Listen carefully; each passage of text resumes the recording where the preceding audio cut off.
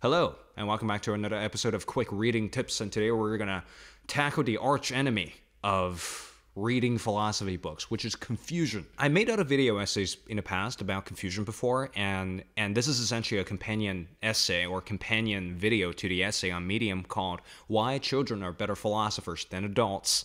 And if you want to read that article, it's going to be in the description down below, but I essentially want to elaborate what I've tackled in that article and just sort of bring to light, bring to the forefront of a really tricky problem when we're trying to tackle books that are a little bit more difficult, you guessed it, philosophy books. We're all too familiar with that experience of staring at a page of a philosophy book forever, for hours on that. You spend 3 hours reading a page out of a philosophy book, and at the end of the day, you're just kind of like, why even bother with this kind of stuff? Why don't we just move on with our lives? Why even think about philosophy in the first place? And why don't we just stop thinking so deeply about life? The insight for today's video came to me when I was riding my evening train home, and because, well, it takes a long time for me to get from university to this place here, so I have a lot of time to read on a train. And one night, it was very funny. I was trying to write a paper for my Gothic literature unit, and I was like really stuck on one of these secondary readings, and I couldn't really make any sense out of it. I didn't know what the hell the guy was talking about. I didn't know the concepts that this guy was covering. And essentially, it's me struggling against a very difficult piece of text. And I heard some children with their parents behind me. They were trying to solve riddles. And the parents were like, here's a riddle for you.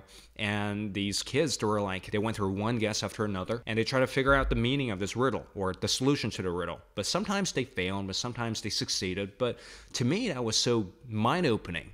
Because for me as a kid, I hated riddles because I just wanted a solution so badly that I'd probably just look it up in a book or ask the person or ask the adult, because I have this fear of uncertainty, so to speak. And I have this fear of not being able to make sense of the world or to make sense of any amounts of uncertainty. And I am really bad with uncertainty, and hence, that put me off of reading a lot of philosophy for a little while, because if a piece of philosophical work is worth your time, if it's a really delicious sort of meditation on something, if it's a really dense and well-researched piece of work, it is going to throw you into bits of confusion whether you like it or not. The job of a philosopher is essentially to install thoughts into your head that you've never had before. It's to get you to think about God if you're an atheist. It's to get you to think about science if you're into God. And it is, in a sense, shining light on those dark corners of your mind that you've never explored. And that's why I think it's going to throw a lot of people off. It's going to appear completely impenetrable. It's going to appear as something that you rather not spend your time bothering with. And then one day you find yourself sitting in a room alone and you're like, what is reality? What is consciousness? What is God? And what is nature? And what is the relationship between nature and man, civilization and savagery? All these interesting problems, if you have a kid, I don't have a kid because I'm too young to have a kid, and I'm still a kid myself. What you'll notice is that kids are so comfortable asking these questions. Kids are so comfortable asking questions like, why is a tree a tree? Why don't we just call it blah? Or why is a dog called a dog? Or, how does language work? And the reason for that is kids don't really have any senses of certainty in their lives.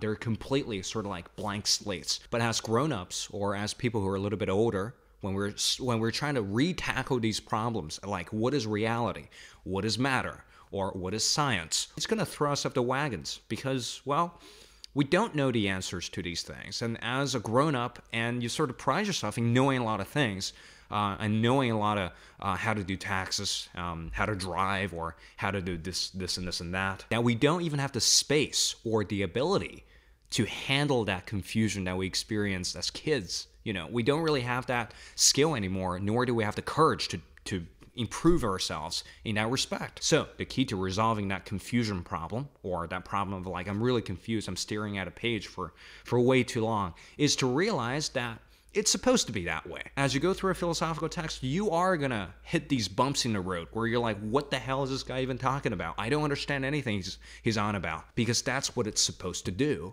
And if you relax yourself into it and realize that you don't have to make sense of every paragraph when you're reading a book for the first time, and this is something I'll address in a later video, and to sort of treat that entire experience as just, the bread and butter of learning.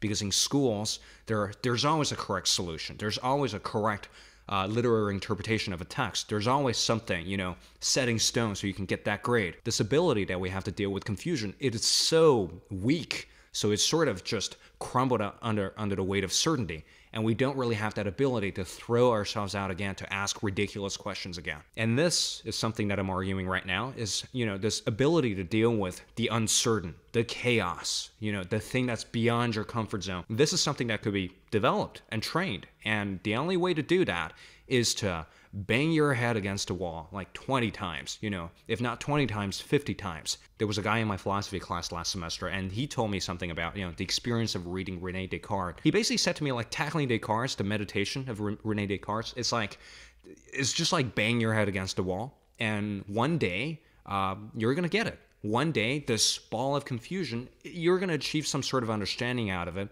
but you can never, ever achieve that understanding if you don't dive into the book first, if you don't dive head first into something that you don't understand. Because when you're in that state of non-understanding, that's actually when you're the most open-minded. Instead of like scrambling to make sense of these books using your present model of reality, you need to let go of the way that you're viewing the world right now in favor of a more refined understanding.